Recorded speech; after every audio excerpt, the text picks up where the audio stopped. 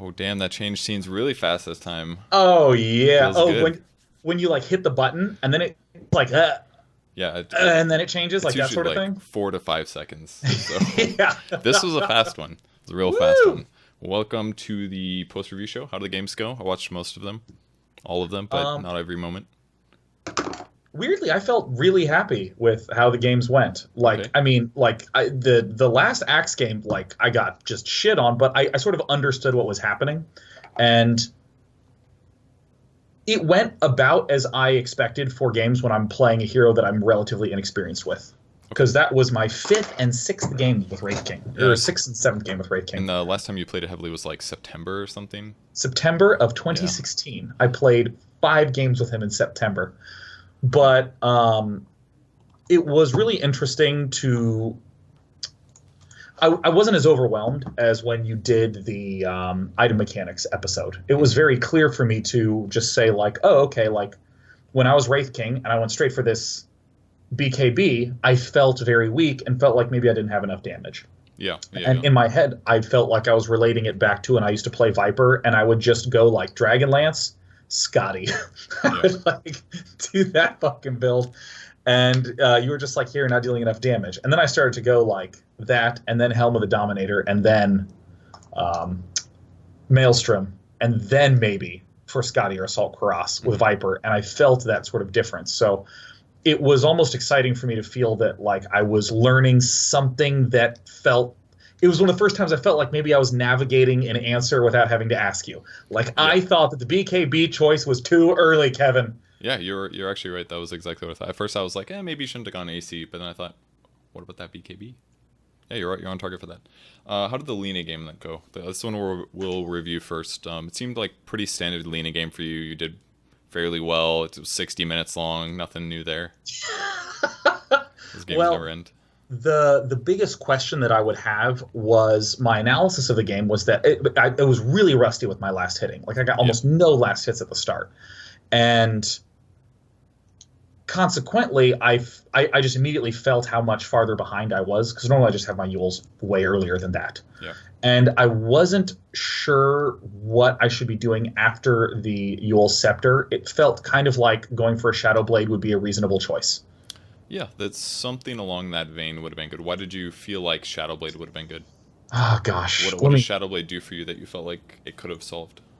I actually got to reopen and look at who the characters in the game were. There was Oh, something in sure. there where I felt like it would allow me to evade much better. Well, how about we just start from the beginning then, because we'll Sounds great. eventually get to the itemization stuff. So, I took about 7 or 8 clips for the first game, about 6 or 7 for the second, and like 5 for the third. But um, yeah, one thing that you obviously you missed tons of last hits. That was a huge issue because That's obviously your right. items come later, but you weren't really using your skills very well in the laning stage. Like you're kind of like doing the same thing as before, which is using your nuke to get one last hit. But at the start of this clip here, you had plenty of time to auto attack the ones that were lower. Like for example, when you're going to nuke a full wave like this, if you just hadn't attacked this range creep, you could maybe Yeah. attack this melee once, then nuke, and then you get 2 last hits. And immediately after this, what you ended up doing was looking for a rune anyways. So if you just would have done that, if you just would have been attacking the whole time, instead of just sitting there and then nuke the wave, you would have gotten all the last hits like you even ignored that one. You would have gotten Yeah. all the last hits a little bit better, and then had more time to grab runes. So just like typical like spell usage and lane thing was definitely an issue, and that was definitely an issue in your Wraith King games as well. I was wondering what that was. Yeah, Someone's that's a in your... brown cat. Yeah. I felt like at the first few minutes, I felt really it just felt sloppy. Just all of it was sloppy. Around 8, 9, 8, 9, 10, 12 minutes, I started to feel like I was actually setting up my waves and clearing them properly and then going elsewhere Yeah, I would agree with that. reasonably efficiently. That's what happens Okay. when you go on vacation. Terrible last hitting, you feel overwhelmed, stuff like Is that. that true? Because I mean, I was talking Yeah. about this at the start of the game that like in StarCraft, just trying to build my damn workers feels like the hardest thing I've ever done in my life. Like the entire game is just focusing on Yeah, workers. whenever I take like a week off for like an event or something, it usually takes me at least like 2 or 3 games before I feel really comfortable again. But it kind of depends on the person and how many games you play and stuff like that. So yeah, Yeah. I would definitely agree. I All was right. curious about your wand rush that you did every fucking game. Tell me how that makes sense. Okay, so in this game, I I just thought that Windrunner would do her power shot a lot. Okay. That was more or less the entire evaluation of it. All right. Was that it would be able to trigger up quite a bit. So one thing we didn't talk about very much when we went over the lesson at the start was that to even do a power curve, you need to have mana to cast your spells.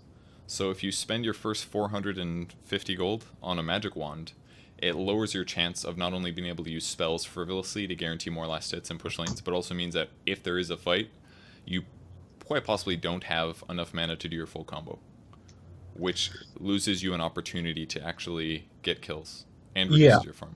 I've been feeling comfortable about skipping the wand when I'm Viper, but with Lina, I just feel so fragile at parts in the game. I don't know if it's just like an optical illusion that like, it's actually providing a positive benefit when instead it's just straight up better to go for the boots. I feel like you wouldn't have encountered this problem if you just farmed better, since you would have had way more last hits. So that's definitely another issue. But there's something to be said about a timing there, in that if you're farming really slow and then you build a wand, you're not going to have any regen. You definitely had that problem with the Wraith King game 3. You're like, oh, I'm getting wrecked in this lane. Let's buy a magic wand so that every time they cast a spell on me, I'll get 15 HP. And then it's like, but you could have maybe just saved up and got a Helm of Iron Will so that you actually have armor and regen to stay alive better. And then that window hits, instead of like giving them this opportunity for like 6 minutes where you're never at max HP, and therefore when your power curves collide, you're already starting like down here, and you're like, maybe I can beat him, you know? Yeah, well, I will say for the Wraith King game, I wasn't thinking in terms of health. I was thinking in terms of mana to pop it right before I was dying, so that way I could guarantee a resurrection. Okay, fair point, but still better to like. The more important thing is keeping your HP up. Usually, Magic Stick and Lane as Wraith King is great. You should definitely do it, but a full Magic Wand upgrade is probably not worth it. And I would argue the same for Lina, because you can probably greed out your item fast enough. And in some ways, it's probably better just to buy like a Raindrop and an Arcane Boots, just to really increase your mana pool better. Raindrops! Because that's... Oh, I always forget that item is real. It's 165, 150, something like that? The gold cost is 225. Is that what you mean? Are we fucking serious right now? It's pretty expensive. All right. It's pretty expensive, but it blocks 5 nukes, or 5 series of 120 damage, so that's pretty good. Yeah. This moment, you went the wrong skill here. I wasn't listening on Twitch, so did you feel like this was a mistake? You got 2 points in stun before maxing your Dragon's Life. Oh yeah, no, totally just misclick. This is just fat fingering. Okay. Because I stopped clicking. I'm actually doing Control W, Control Q, and once I have lean, muscular fingers that can hit properly, then Power Hot 2017. So when I saw this, I realized that in the whole episode, I didn't mention the fact that if you just get shitty skill builds, that your power curve is not as good as it should be anyways. So I thought this was worth pointing out. Like, now you have, like, I don't know, probably 30 to 40 less nuke damage. You do stun slightly longer, but, in some ways... This was the moment when I actually realized that it happened, because that guy should have way less health there. Yeah. And I was just like, oh, what the fuck is happening to me? So a little bit later in the game here, about 12 minutes, you got an Invis Rune. Yeah. The thing I wanted to point out about this is that you got to think about this as affecting your power curve. Because what it allows you to do is to get a guaranteed initiation if there's no sentry in the mid lane. Like, God, it's so weird. You can use it to heal, but that's a kill. Right here, this is a kill. 100%. I really don't even have a good sense of what was happening in my brain at this moment. I remember what happened is I cleared this wave, I was going somewhere, and I looked over in chat, and someone said, why did he use his invisibility rune? And I looked, and I didn't have it, and I was sincerely surprised. It didn't even register properly, because like when it's paused and I'm looking at the mini map, and I'm going, oh, the top was pushed in. We could have just invised and gone there and killed someone. Or just killed Wind Ranger. I mean, she's evasive, but she doesn't have that much HP. It's okay. It's an okay level. If she has a raindrop, it's hard to get the kill. But at the least, look over, see what she's got. Maybe go for it. You've got 3 points in stun, 4 points in slave. You can ulti her. That's a decent kill opportunity. I was gonna show the no, I'll do that later, or just skip it. It's not that important. I was gonna show the Slardar clip maybe again, but if you're invis, you can initiate. She won't know you're coming and stuff like that. I took this clip because I wanted to talk about the talent tree a little bit. So this was slightly changed last week with the patch. Oh yeah. But were you confused the first time you opened it? I wasn't confused. I remembered that there was a change to Lina, but when Okay. I looked, I mean, it just seemed to automatically get the light strike array. This helps boost my early game damage I amounts. mean, it's not early game; it's all game. And the way to look at this also as well is that if you are planning to get the 6% spell amp at 20, increasing the base damage is hugely beneficial. Yeah. Just because you're already upping the number in the first place and then multiplying it again. So, I would say, what would you say what's the benefit of the minus 25 seconds respawn time though? How would that help you other than the I'm respawning faster? Like what's step 2 of that logic? Okay.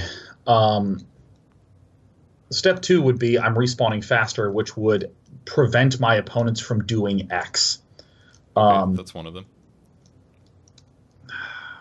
I mean, okay, so here's everything that I think about respawn time, because I think that's the hardest thing to digest that you said in the last thing, which is like, why would you ever get respawn time? Yeah. Your opponents can't use their time efficiently. Part of me wants to say it's really good to get the minus respawn time because it allows you to stay alive more and return back to farming more. So there's like an implicit gold benefit that's there, but only for the 25 seconds in which you're respawned. So you have to say, how much more gold would I have gained there? So it seems like if I'm doing a farming type hero, I don't necessarily want to get the minus respawn time because I'm just getting 25 extra seconds of farming. But if I am somehow like a support character, that maybe this would be the circumstance in which I'd want to get it because I need to be around to help give the utility to my team because I'm just there to fucking blast some spells off. Man, I don't know, Kevin. That was pretty good, dude. You got like 80% of it, I think. Yeah. I think you maybe could have grabbed it here just because you respawn, can go back to a lane, back to farming, and therefore get your next items faster. Also, most of the reason I didn't like respawn time reductions in the past is because they were always at like level 15, level 20, and I feel like that's already like half the game is finished. But whereas if you get at level 10, you're like, I don't know, 15 minutes in the game. You've got a good 20 minutes you can utilize this. For a core Lina, I think it's still better to go 60 light strike array. For mid Lina, you definitely get that in my opinion because you're going to spell amp it. You're going to probably it'll help you farm waves faster, all that stuff. But there is something to be said about maybe the minus 25. If you're playing support Lina, I personally think 25-second respawn is very good. If you need to gank a lot, is another good way that's good because that's time where if you guys have a team fight, you'll respawn faster, and you can TP to the lane and go put wards down while everybody else is still respawning. Or you can set up a gank in that 25 seconds as you're respawning. So kind of a hard question. The other perks are pretty straightforward on Lina. We don't really need to talk about them very much. Gonna move on from that one. So I want to talk about this one, Power Curve versus Pudge. Is the one where you combo the Pudge fully. Now, if you remember the trading episode, we did include Pudge in the survivability metrics. And obviously, this is a later game stage, but what would you say Pudge's features are? Do you understand? Have you played him before? Do you know how his icons or his spells work? Yeah, I know how he works. I mean, my understanding of him is that in terms of stats, he's just very tanky because he's getting all the bonus strength from, is it Flesh Heap is the name of the that's right. passive? And then he's great at snatching a person and disabling them. Okay. The other fixture of Flesh Heap is it gives a little bit of magic resistance. And obviously when you get... I didn't know that. It's not much. It's like 4 to 16% or something, or 4 to 12%. It's not very much, but it's something. So really the hero is just ultra high HP. I think using the word tanky is slightly misleading. He's tanky because he just has stupid raw HP. So that means if you're playing a burst hero like Lina, raw HP is kind of just the counter. So in some ways, the fact that you went on this guy and you used your full combo on him is like the best thing that could ever happen to the enemy team. Because if you did your full combo on Disruptor's dead. If you did it on Wind Ranger would be almost dead. The fact that you had to do it on Pudge is obviously a big negative. And ultimately, you guys kill him fine or whatever, but and your tusk kind of like really dicked you over. But you also misclicked and you were certainly going to die here, by all means. But that kind of a little difference there makes a huge impact in small team fights. Well, one thing to talk about about the Pudge fight is that in my head, I was not thinking he is the person to target in the team fight. Yeah. I saw it as he is alone. Yeah. I will now try to do whatever I can to kill him alone. And I don't know if I actually saw dudes on the minimap. I looked at the minimap, almost none for certainly the first 30 minutes of the game. Like, very little mini-map to watch too. So at about this point, when you're already comboing him, now you see, but yeah, it's fine that you went on him, but I just wanted to point it out and talk about how the hero works, because using your ultimate or any of your other skills on him is generally not as good as potentially killing the other guys. It's like the difference Yeah. between you killing the tankiest person first and then going for the backline, or killing the damage heroes in the backline and then killing the tanky guy last. I wanted to talk about Ag's build up. So you built Aghanim Scepter after the Yules. Why did you build Ags this game? So the big reason I built Ags was to pierce through the spell immunity from the Juggernaut. I thought that I could do lots of damage with that. If I ever catch one of the weaker heroes out, this is just helping deal a shitload more damage, helps increase my kill potential. And it was a reasonable amount of stats for my next item. That's really about it. And the purpose of the stats is? That they have what seems to be a lot of physical damage, like with the Juggernaut and the Legion Commander and the Windrunner Ranger. I can't remember what her name is, Windrunner, Wind Ranger. We accept both. The correct one is Windrunner, technically. That was the original, but they had to change it because they didn't want to get sued.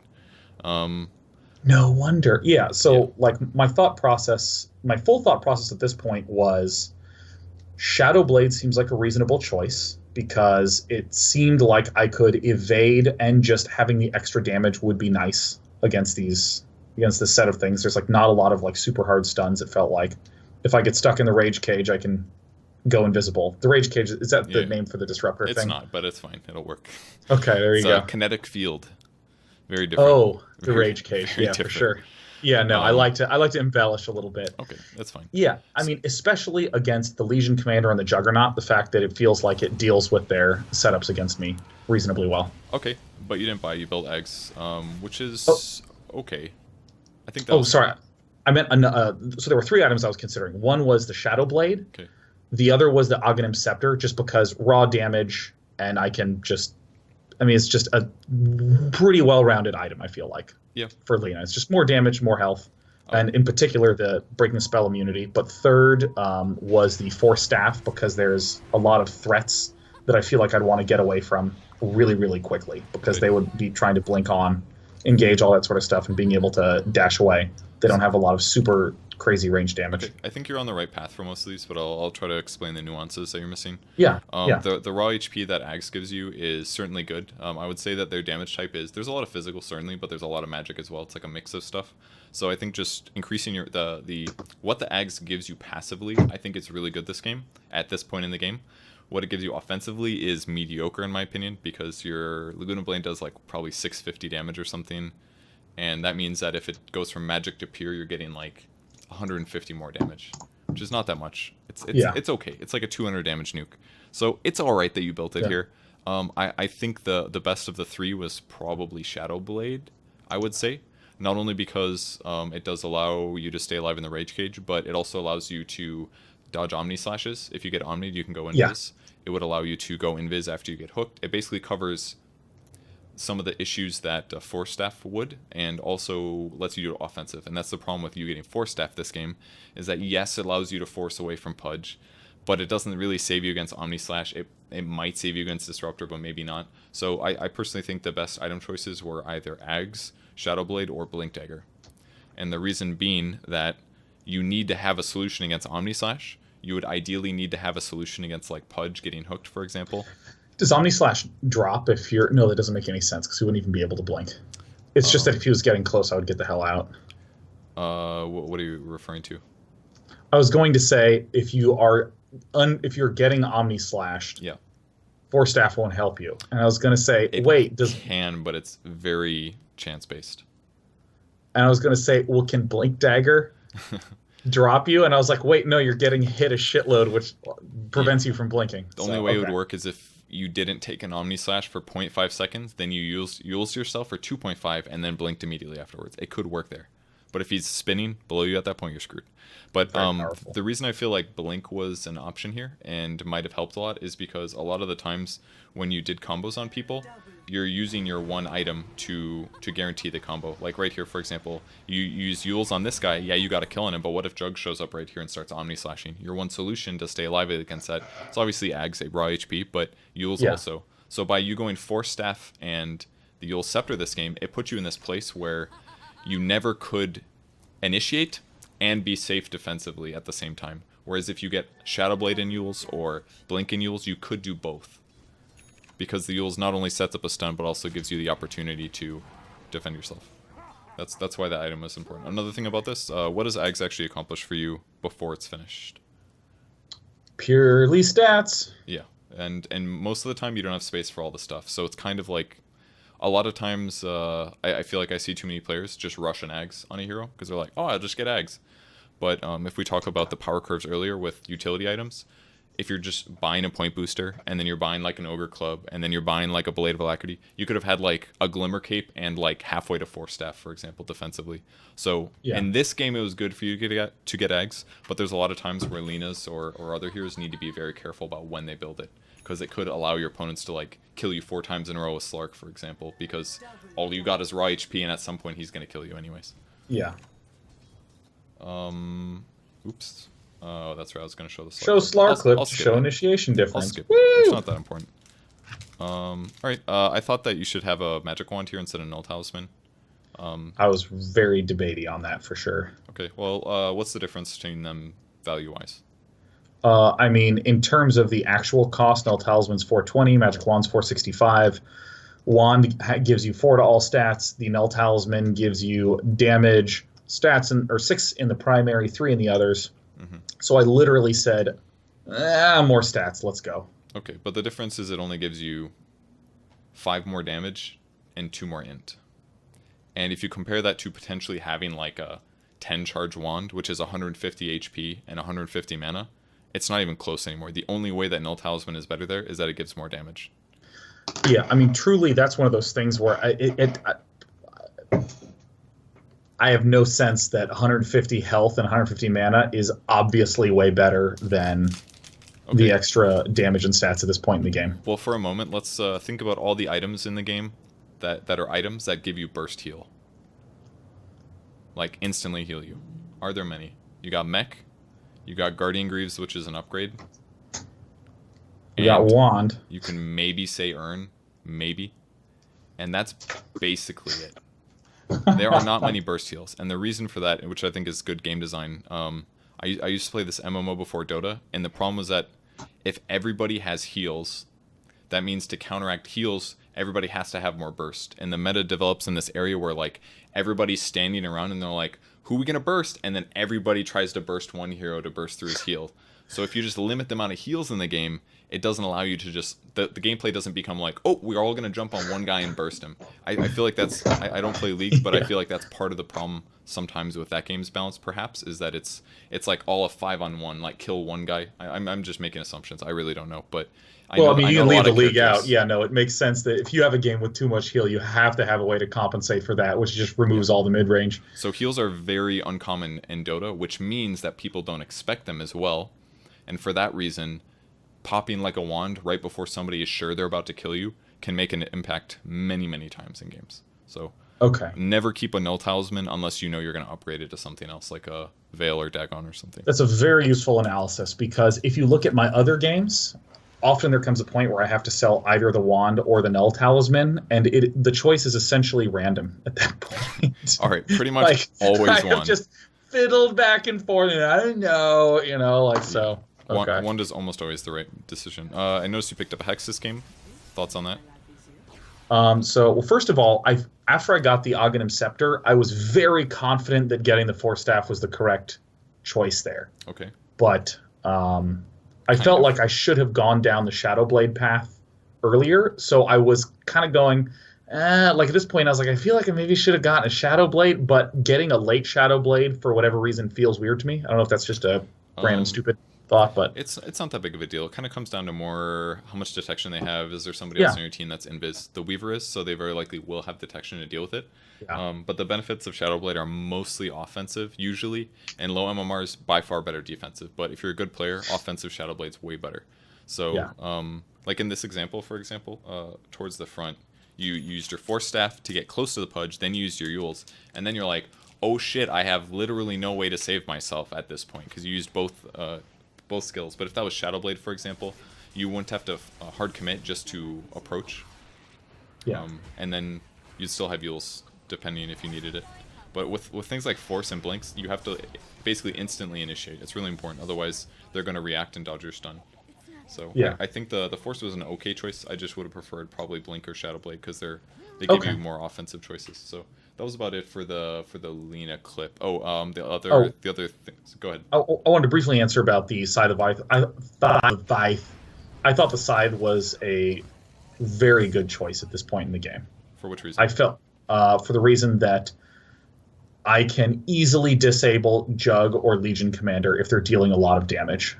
Just Yep. a really nice way to lock those down because I felt like the Pudge was like okay. It was obviously picking people off a lot through the game, and he just had a shitload of health, Yep. which was the biggest, most annoying part about him. I think the Wind Runner Ranger was just having a not good game, so I was mainly concerned about the Jug and the LC, and I was just like, okay, I'll just disable them straight up. Okay. And it gives me infinite mana on my way to 25. Yeah, it definitely does. I think it was a good choice. Like in that moment right there, he definitely would have spun. I don't know if he has the mana or not. Maybe he doesn't, but probably should have. Oh, this is a VLC, not a Dota 2 game. I was like, let me see what Jug has. I think it was a good choice. Like moments like these were good. The other thing obviously is Hex is an instant disable, whereas it's very easy for him to dodge Light Strike Array. You can't Yules and Light Strike Array him because he's just gonna spin afterwards. It was a really good choice. That was the best item choice you made this game, in my opinion. Oops, didn't want to go all the way over there. Oh my god! No. Last question about your Lina game is why do you think your Lina games always go long? At least recently. Got any ideas? Let me think. Historically, I believe it is like assuming it's just from my point of view, and we don't give something dumb like, "Oh, my teammates were shit," which I literally never resort to ever. Good. My assumption is that I am not quite doing enough impact in the mid game. That's partially it. I think most of it is your Lina is kind of played similar to Line in the sense that if you are carrying the game from a spellcaster role, you got to know exactly how to react and when to react, and you have to do it consistently. And you also need to know when you are able to do stuff. Like, when are you capable to get this kill or the next kill, or when is it time to run? Whereas if you play a hard carry like Phantom Assassin or something, if you get super farmed and ahead, you just like kill people repeatedly until they all die. That's your job. Just dagger, blink strike, until everyone's dead. But for Lina, it's a lot more difficult because you have to basically take control of the game. It's kind of similar to what I talked about in the lesson, the Quap versus Lina example. Lina has a hard stun, but it's difficult once you get into late game situations where you can't just do Light Strike Array, Dragon Slave, ulti, and somebody dies. You have to know when to fight and when to go in. And I think that's why you're having trouble closing games faster, because you're having trouble definitely doing mid to late game actions, but it's also you don't always know when to push your advantage and end the game, kind of a thing. Or you don't always you don't just like get a quad kill because you know the team fight better than them and just completely outplay them because you're scared still, because you're still unsure. Yes, no, that does match my emotional internal feeling, which is like, I guess I'll just wait around and hope for a good fight to occur. And there were several team fights in this game where I kept getting silenced and not noticing. So I was like trying to click abilities. So Lina's just sitting there not doing anything. Yeah, I think that's going to be the biggest thing that constrains you from raising your MMR super rapidly as we work out all the like the base level kinks, is just feeling when you can get away with something and get a kill. So I just wanted to point that out because I thought it was interesting. Okay, this is your first Wraith King game. You had a dual lane versus a Pudge, and who was the other guy? Was it Line or something like that? Yeah, Pudge Line. Yeah. This is fine the way you chase this. You made kind of a big mistake here with the wand. The way that EMP works is I totally know how EMP works. Okay. Just literally I did it and I just had this like moment on stream where I was like, everybody saw that. And of course it always takes like 15 seconds and some guy's like, that's not the right time to use the wand. I'm like, I fucking know. Okay. All right, and I've added to that as well. Happy to hear. So, what was my notes on this one? Oh yeah, I was thinking about the laning power curve. So thinking about your skill builds at this point and your items. So this was one of the times where I was kind of like, I wish he had like a regen item or something that made him better earlier. I think the magic stick was fine. The quelling blade was fine. Your last hits they're okay. They're obviously low, but they're okay. Wraith King's kind of tough because he doesn't have like a right off the bat item that will transition him well, like cover him regen wise, other than like your lifesteal pretty much. So maybe this is kind of a moot point. I do personally like fast treads. I think that makes a big difference on Wraith King in the laning stage. Treads with wand. But considering how much you were harassed, I kind of wish you had Helm of Iron Will or something. That way you had HP regen and stuff like that. In the second game, I because it's been so long between when I played Wraith King here and when I used to play Wraith King. In the second game, I had that feeling of, ooh, God, my regen was really low last game. I want to get the Helm of Iron Will early. And I remember getting that in the second game when I was getting fucking dumpstered. Yeah. But it's important to be able to get there. One other thing that you did a lot, you would always, basically when you're ready to eat your first tanko, you'd instantly plant a tree with an ironwood branch and eat it. But by doing that, you are basically getting 2 tangos out of it instead of 1. And you're also losing an ironwood branch. The only time you want to do that is when you're in the mid lane and there's no trees nearby, because it'll take you like 10 seconds to walk all the way over, eat a tree, and walk back. So that's why pros usually eat a tree right away, is because they don't have the time to go back and then come back. I thought the big reason that you ate a tree was to be very efficient if you thought that you were going to be trading hits a lot. Not really, because all it does is double the amount of time that the tango works. So if you don't have time between what you're doing to go eat a tree, then yes, that's needed. But that usually happens in mid lane because everybody's in the mid lane. When you're surrounded by trees like this for like 20 minutes, it's a complete waste to use it right away, because now you decreased your mana pool by 12, you decreased your damage by 1, you decreased your attack speed by 1, and your HP by 20. So yeah, you got more regen out of it, but in the long run, once you're actually full HP again, you have 20 less max HP, and you could have built it into your wand, for example. So you got to stop doing that. Only do it if it's like your last tango or your second to last tango, and you're like, I need regen because I'm about to buy Helm of Iron Will or something. Okay. Dude, I thought I was being so smart. I was like, dude, in my head, I was like, everyone's gonna be really impressed that I'm playing so smart, man. Yeah, you basically just like bought a 50 gold item and then instantly threw it away. Is pretty much what happened. If you're curious about these range creeps, it's because there's a Dota TV bug. That's why the creeps are all messed up. So yeah, no regen here. One thing about your skill build as well, you've got 4 points in Hellfire Blast. I think it's okay if you're having a tough lane, because it's basically free damage. But because of your weakish laning stage and the fact that you never had mana, in some ways it might have been better to go more of a mix of like stun and crit. That way, even if you had no mana, you still are getting value out of your skill points. So would it ever be reasonable to just get some lifesteal at this point in the game? Like a lifesteal item or more purely skills. Yeah, like to say, oh, I'm not having the best laning phase, no reason to get the stun right now. Let me just get lifesteal because I'm trying to get my Helm of Iron Will first. Almost no reason. Okay. Do you remember how lifesteal works as a mechanic? Yeah, I mean, how's it calculated? How do you calculate how much of, what does 15% lifesteal mean?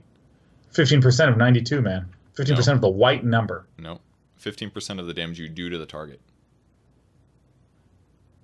You don't lifesteal based on what you throw out. It's based on how much damage you do after armor reduction, damage block, all that crap. Yeah, I don't know why I said that. It's okay. So no, I'm thinking of the double damage is based on only the white number. Correct. So okay. But lifesteal is different. So here's 2 ways you could do this. You can have, let's say you're level 2, you got 1 in your crit, 1 in your lifesteal. Lifesteal gives 15% at level 1, which is godly.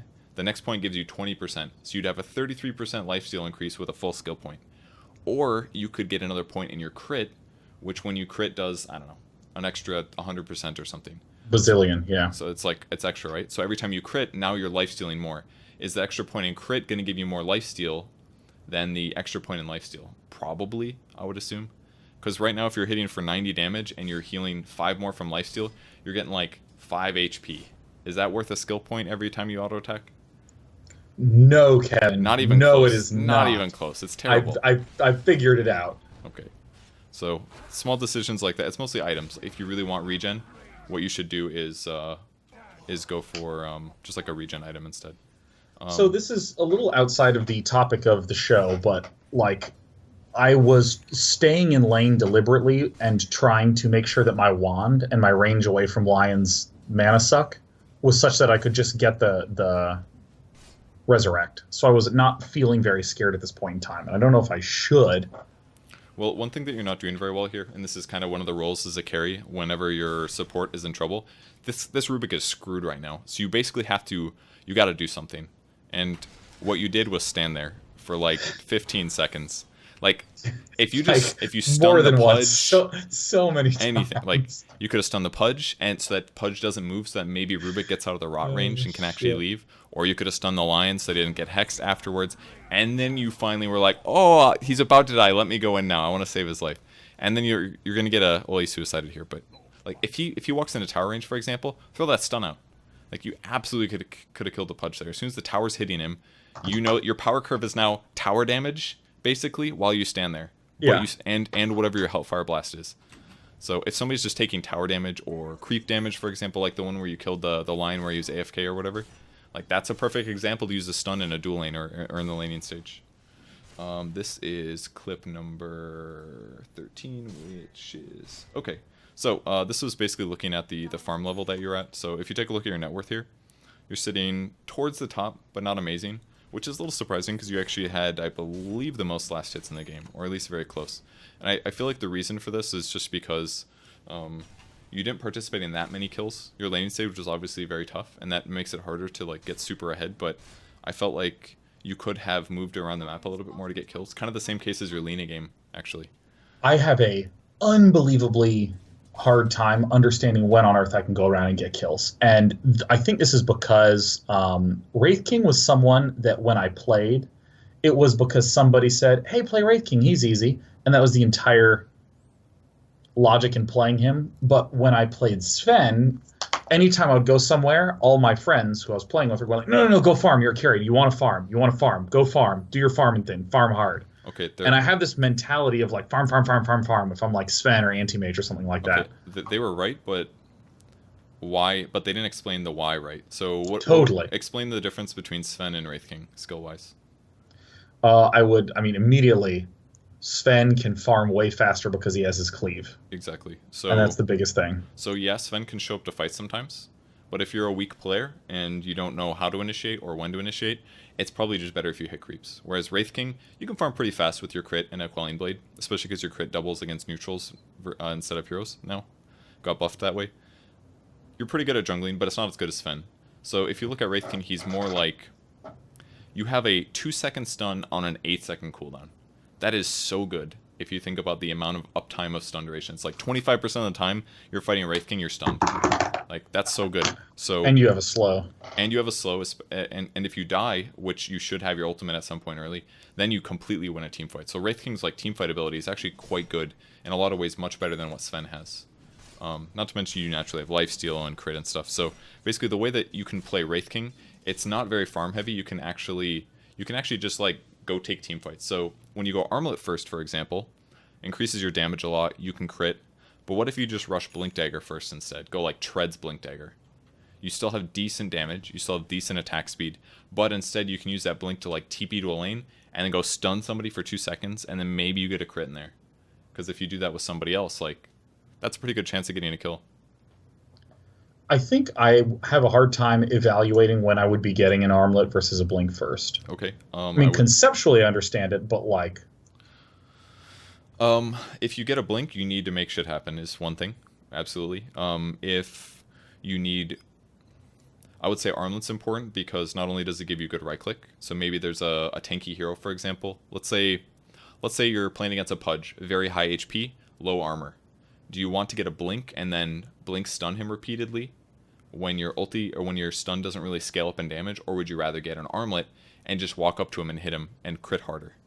And in that moment, it's kind of better to just have raw damage because that'll scale better against a high HP hero like Pudge, for example. Yeah. Or if you're against a Lion, it's probably better to have Blink Dagger than Armlet, because now with Blink, you can blink and stun him before he reacts. Whereas if you have Armlet, you walk up to him and then you wait like 6 seconds while he stuns you and disables you. So these are like some of the differences you have to make. Or maybe if you're against an Anti-Mage like you were in Game 3, you have to be like, oh, I need to be able to influence killing Anti-Mage at some point. Because if I don't, then he's going to get out of control and farm faster than me. So you can like slightly alter your item build. You can go Shadow Blade, for example, similar things. So as you watch this clip, what was the mistake you made here? I was listening to you instead of looking at the clip. Could you rewind? Okay, sure.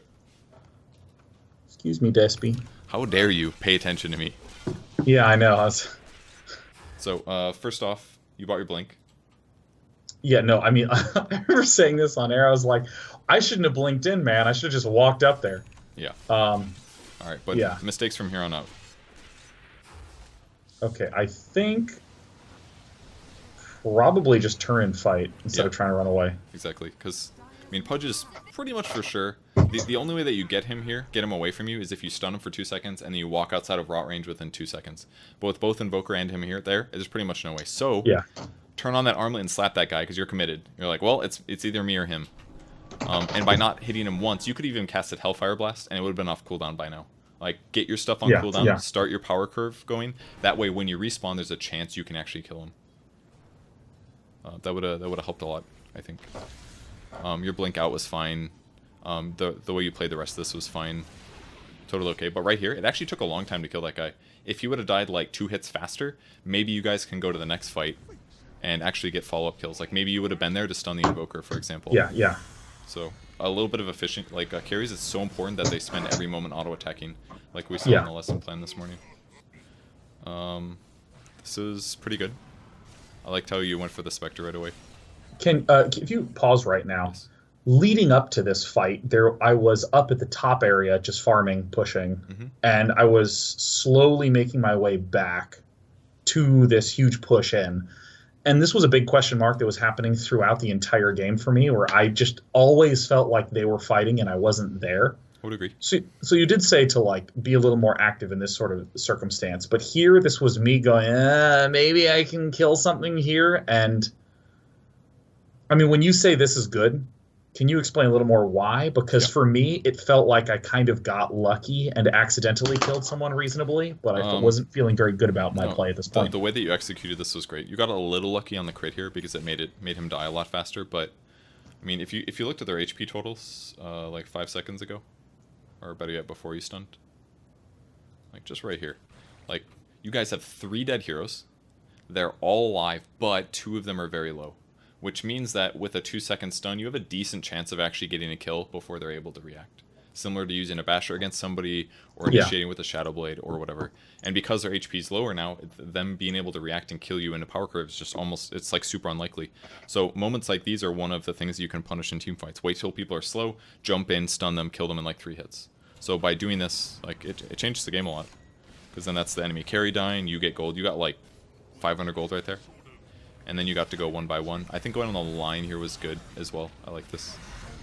Just, I mean, that went from like everybody being dead to you guys actually killing the rest of their heroes. Did we get this guy? Yeah, I think you eventually got him. You had to run around. Oh, come on, let's go, man. Let's die, Lion. I think he only had 4 staff or something like that. Oh yeah, I just hit him with the Wraith. Yeah, so that was fine. All right, and you got BKB because too many disables, I'm guessing, right?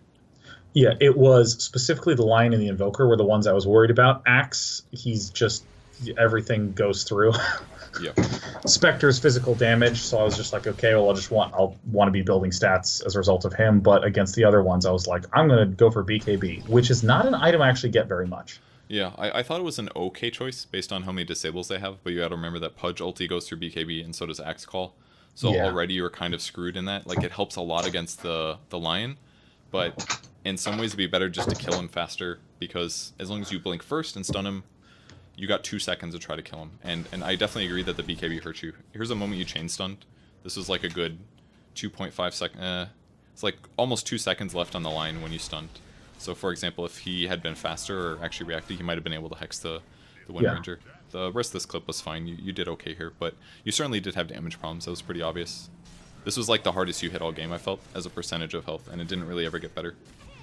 Yeah, I felt low on damage throughout the entire game. I would have preferred to get an Echo Saber immediately thereafter. Echo Saber was not going to increase your damage much, though. It only gives you 20, 25, I think, and it gives you 25 damage and gives you a double hit.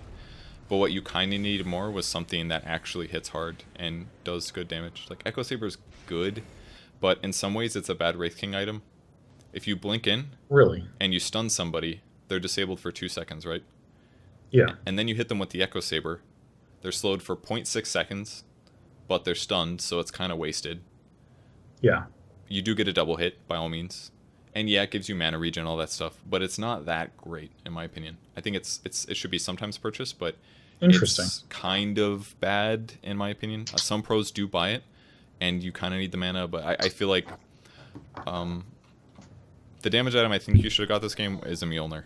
I think maybe you get 1 armor piece here after the armlet, or maybe just leave it at armlet. And then I think you just buy Mjolnir, because then every time that you take a point of damage from Rot, Radiance, Axe Spin, Battle Hunger, you have a chance to reflect. And your attack speed goes up a shitload, which basically means once you blink stun somebody for 2 seconds, you can hit really fast, have a high chance of critting at least once, and maybe just kill somebody. The Hyperstone felt really good once I got it.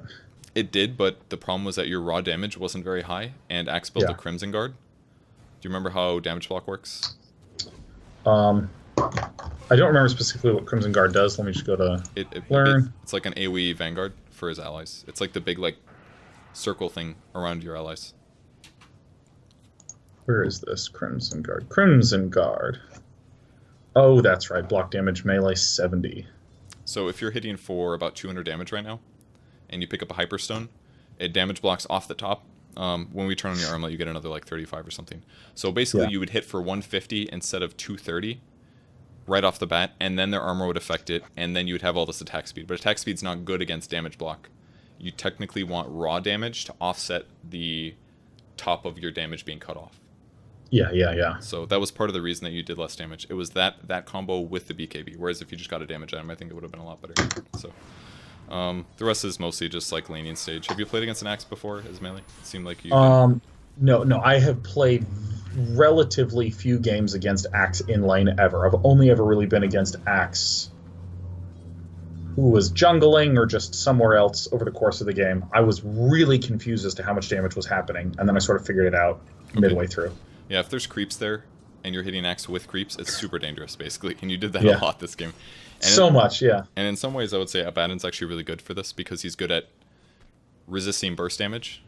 Because he's basically one of the few heal and strong debuff heroes in the game. So he's actually decent against Axe, but what you'll find is you play carries in 2K MMR is you have to bide your time when you have shitty lanes and wait until they're out of position, and then you kill them.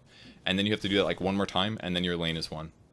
So you have to do at least 2 to 3 kills for you to stomp a lane that sucks. So in this spot, I have played basically no safe lane games ever. Yep. Other than as a support, which I feel pretty comfortable doing. Mm-hmm. But when I'm getting locked out of farming like this, do I just wait and just say, oh, that sucks? This Axe Sniper combo, I felt like I could not even approach. But that's partially because you lost all your regen at this point, and you look at your items right now. These are starting items, and we're 6 minutes into the game. Oh yeah, that's a bad spot. So multiple solutions. Abaddon could have just backed off and done pulls while you get solo experience. Unfortunately, the Bloodseeker jungled your small camp because he doesn't know how to play Dodo, so kind of screwed you there. But basically just say, wow, I'm not getting many last hits, because you know that if you go for that last hit, Axe is going to call you next to your creep wave, and you're going to take 500 damage, and then you just lost your lane, because that's a salve, So you have to, don't put yourself in these bad situations where you lose all your HP, because then you're going to lose your lane anyways. It's better to not take damage and wait until he gets away from the creep wave, so that you can greed out a last hit here or there. And you're basically just biding your time until he does something stupid, and then you use your skills to kill him. He dives the tower, and you stun him while the tower's attacking him, so your power curve's actually good, for example. But by losing all of your health at the start, it forced the Abaddon to use all of his mana just to try to keep you alive, for example. This would have been a great time to go on this guy if your HP wasn't at 50% to start the fight. Because if it was just full, you just would have killed him here. He wouldn't have even been able to get away.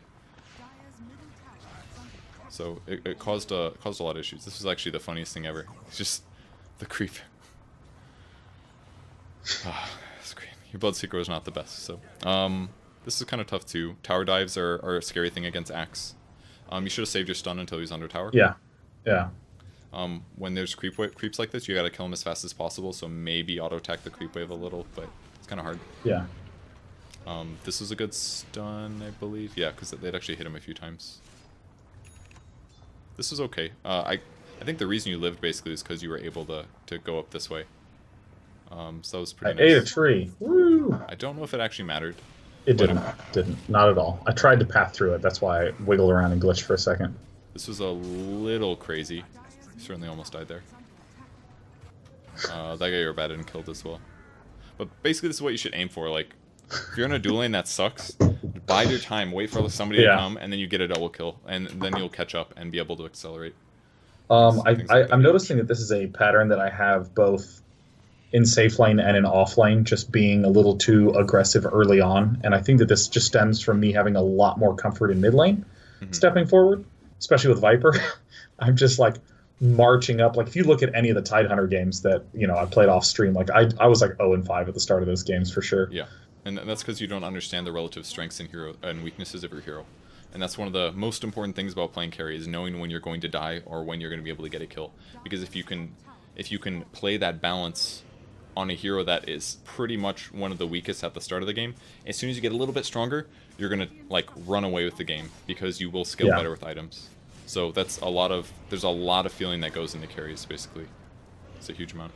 Don't be so scared to engage here when you have your ultimate up, since it is such a good teamfight skill. Yeah, the turnaround there was actually, if you watched the first game me playing Wraith King, I played very cautiously, and then I went, God, I gotta remember that I gotta stop forgetting that I have a fucking resurrection. That it's good if you die?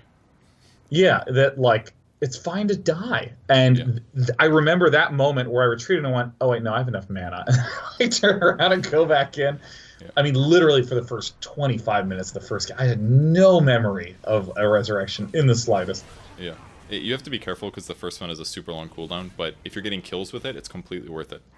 And this is a good example of knowing your limits. Like, this guy knew he was going to kill everybody, so he just stopped and turned. Whereas I feel like you just would have ran all the way in moments like that. Like, oh, I'm being chased by 2 heroes and I'm kind of so low. Yeah. Whereas instead this guy just gets a triple kill and the game ends. Like, the net worth was actually insane if you look on the left side. Yeah. Yeah. You really needed to hit the fucking tomb here. It was really important. Do you know how Tombstone works? You play against Undyne, I'm sure, right? I do, but I haven't like trained my eye to look for it because like it's so hard to see. Yeah. It's like it's the same color as the ground, man. Like, look, there it is. It's like a little doodad. So it's, when there's the 12 zombies on you, you gotta start hitting zombies. It's basically when there's like 4 zombies on you and you're super slow, that's when you gotta start hitting zombies. But really, after you got the first kill, right at the start of this clip, you should instantly gone for the tomb. I have never attacked the zombies because it just gives you like no XP, no gold. They give you gold, I'm pretty sure, don't they? They give you gold. I don't. Or did they remove that? Can't remember. I don't think they give you anything. They used to give gold. The tomb's worth a shitload. It's worth like 125 or something. Hey chat, do zombies give gold XP? Man, I wish you hit one of them in this clip, then we would have known. Yeah, no, I literally was like, I am smart. I will run. And this Abaddon's like, oh, I'll just keep trying to save my Wraith King from dying here. He tried so hard this game to keep going. No, he was. I don't know if you had it unmuted. He was yelling. Was he? Oh, that's hilarious. He was playing really well in the laning stage, honestly. Yeah, no, I just didn't quite understand how it worked. And then he hit like 1 or 2 of my creeps right before I last hit. It was like the 4th last hit that I was going to get at like minute 5. And I said, hey, is there any chance you could just let me get those last hits? Or just like, hey, please don't do my last hits. And he's like, what the fuck? That's literally the first time I ever hit. And I was like, no, that's actually true. Like everything he said was totally accurate. He's like, stop fucking diving! Like, get back. I'm like, no, yeah, that's totally fair. I'm totally done. I'm sorry. I mean, I definitely looked at it from a frustrating standpoint. I saw from his point of view, thinking like, oh man, that really, I must really suck to lane with Sean when he plays like this. No, I mean, he was frustrated, but he was never shitty at all. So that was great. That's good. Yeah, I should have given him an apologetic commend. Dude, he deserved it. He played really well on laning stage. You know, let me go look him back up. Bus Hustle's gonna look that game up, man. Let's go to him and then let's JB Oz, man. You're not friends with him? He was on point. Now I'm not friends with him, man. He played well, 3,500 MMR. He's got 300 commends. 3,500 MMR, man. Damn. Dude, I have a lot of commends. Let me edit my profile. 260? 260 commends in 300 games? That ain't shit. Oh, in 300 games, that's pretty good. Damn. That's so is it coaching time? It's coaching time. May I use the restroom, Sensei Purge? You may. We'll take a small break, and then I want a Wraith King like real bad, man. Let's do it. Okay, let's do it. Be back in a bit, guys. Dun-dun-dun-dun-dun-dun-dun.